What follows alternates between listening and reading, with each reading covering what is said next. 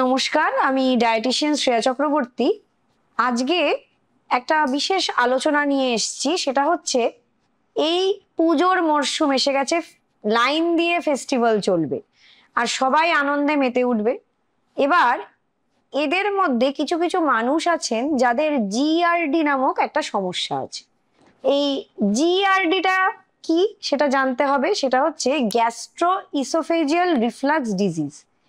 এখানে যে stomach acid আর বাইল, এটা কিন্তু ইসোফেজিয়াল যে ওয়ালটাকে এটাকে খুব ইরিটেট করে। তখনই একটা অ্যাসিড রিফ্লাক্স হয়, মুখের মধ্যে একটা টক ভাব, একটা হঠাৎ করে খাবার মুখে উঠে এলো। এই সব সমস্যাগুলো কিছু কিছু মানুষের থাকে। এবার এই সব সমস্যাগুলো কাদের মধ্যে বেশি দেখা যায়?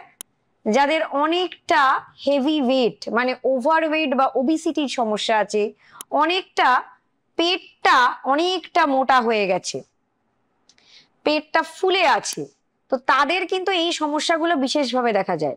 এবার তাদের মধ্যে আরেকটা সমস্যা দেখা যায়, এইসব যাদের জিআরডি সমস্যা হয়েছে তারা কিন্তু প্রচন্ড পেট চেপে চেপে খাওয়া, মানে খাওয়ার উপর খাওয়া, এইগুলো কিন্তু তাদের করতে দেখা যায়। কোনো একটা সময় হয়তো তারা করেছেন বা প্রচন্ড বাইরের ভাজাভুজি খেয়েছেন। কিন্তু এই জিআরডি যাদের আছে তারাও তো পুজোতে আনন্দ করবেন, তাহলে তারাও তো ঘুরতে বেরোবেন, আর তাদের তো অবশ্যই খেতে ইচ্ছা করবে। তাহলে তারা কি করবেন? তারা কি খাবেন না?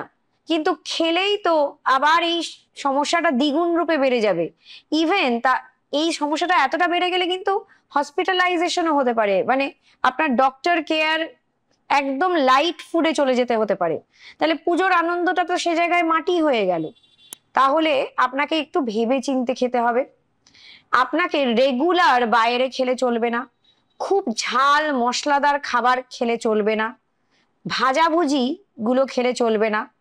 কিন্তু এই পুজোর দিনে তো একটু বাইরে খাওয়া, বন্ধু বান্ধবদের সাথে দেখা, এগুলো তো হবেই। তখন কি আপনাকে বললেও কেউ শুনবে না হয়তো, কারণ কিছুটা সোশ্যাল প্রেশারও থাকে যে একদিনই তো বেরোনো হয়েছে, কিন্তু আপনি হয়তো রেগুলারই খাচ্ছেন। একদিনই বেরোনো হয়েছে কিন্তু সে একদিন খেয়ে নাও, এবার সেটা খেতে গিয়ে আপনি বেশি খাবার খেয়ে নিলেন। তাহলে আপনাকে কি করতে হবে? পোর্শন কন্ট্রোল করতে হবে, ছোট ছোট মিলে ভাগ করে দিতে হবে। আপনি কিছুটা হয়তো খাবার নিলেন, সেই খাবারটা পুরো না খেয়ে সেটাকে শেয়ার করে নিন, প্লেটের সাইজটা ছোট করে নিন যাতে কম খাওয়া হয়। অথবা উপায় নেই, আপনাকে একটা ফোর্সফুল খেতেও হচ্ছে, তাহলে কিছুটা নিলেন আর কিছুটা প্যাক করে বাড়ি নিয়ে এলেন পরে খাওয়ার জন্য। অনেকটা জল খেতে হবে সারাদিনে। তার মানে এই নয় যে অনেকটা কোল্ড ড্রিঙ্কস খাচ্ছে, যেটা আরো কিন্তু সমস্যাটাকে বাড়িয়ে দেবেন। হয়তো আপনি ভাবছেন ওটা আপনার গ্যাসটাকে রিলিজ করছে, কিন্তু অ্যাকচুয়ালি নয়, ওটা কিন্তু আপনার সমস্যাটাকে আরো বাড়িয়ে দিতে পারে। তো এই জন্যে এইভাবে মাথায় রেখে আপনাকে চলতে হবে।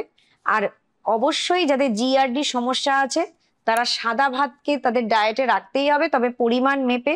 যেটা বারংবার বলছি, আপনাকে কিন্তু স্মল মিলস খেতে হবে। ভাত খাচ্ছেন মানে সেটা অনেকটা খেয়ে নিলে কিন্তু এই ভাজাভুজির মতনই সেই রাইসটাও এফেক্ট দেবে, কিন্তু দোষ হয়ে যাবে সেই ভাতের। তাহলে সেভাবে করবেন না, অল্প করে করে বারে বারে খান। ভাত খেতে পারেন, হালকা পাতলা ডাল খেতে পারেন, স্যুপ খেতে পারেন, আর যে কোনো সবজি লাইক ঝিঙে, পটল দানাটা ফেলে দিয়ে খেতে পারেন, আপনি কুমড়ো খেতে পারেন, পেঁপে খেতে পারেন, আর কলা, আপেল, নাশপাতি, এই সব ফলগুলো খাওয়া যেতে পারে। তো যদি ধরুন এর মধ্যে যেগুলো আমি বললাম, অনেকেই বলবেন আমার এটা খেলে সমস্যা হয়। আপনার যদি ওটাতে সমস্যা হয় তাহলে আপনাকে ওটা মাইনাস করে দিতে হবে। আপনাকেই অ্যানালাইজ করতে হবে যে কোন খাবারটা খেলে আপনার সমস্যা হচ্ছে, কোন খাবারটা খেলে আপনার অ্যাসিড রিফ্লাক্সটা বেড়ে যাচ্ছে। তাহলে সেই খাবারগুলো আপনাকে বাদ দিয়ে দিতে হবে।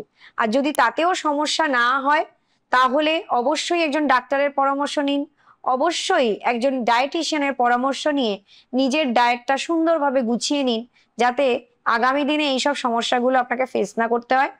পুজোর আনন্দ আপনারা নির্দ্বিধায় করতে পারেন, সব খেয়েই করা যেতে পারে।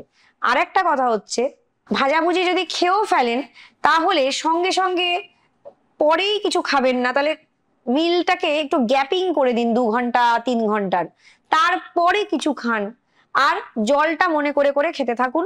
খুব ঝাল জিনিস, ঝাল ফুচকা, এগুলোও কিন্তু খাওয়া যাবে না। যে খাবারগুলো জিআরডি সমস্যা বিশেষভাবে বাড়িয়ে দেয় সেগুলো হচ্ছে অবশ্যই টক ফল, র মানে কাঁচা অনিয়ন, গার্লিক, জিঞ্জার এগুলো বাড়িয়ে দিতে পারে। আবার যেরকম রাজমা, ছোলা এগুলোও কিন্তু খুব ভালো করে যদি সেদ্ধ না হয় তাহলেও কিন্তু এই সমস্যাটা বাড়িয়ে দিতে পারে। আর ঝাল খাবার দাবার, প্রচন্ড ডিপ ফ্রাইড জিনিস, সেগুলো প্রচন্ড তৈলাক্ত খাবার, সেগুলোও কিন্তু এই সমস্যাটা দ্বিগুণ বাড়িয়ে দিতে পারে।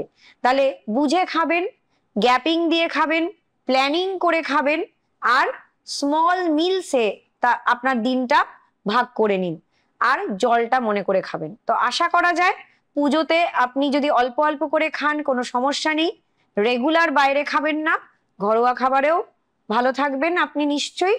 তো আশা করা যায় পুজোটা আপনার সত্যিই ভালো কাটবে। নমস্কার।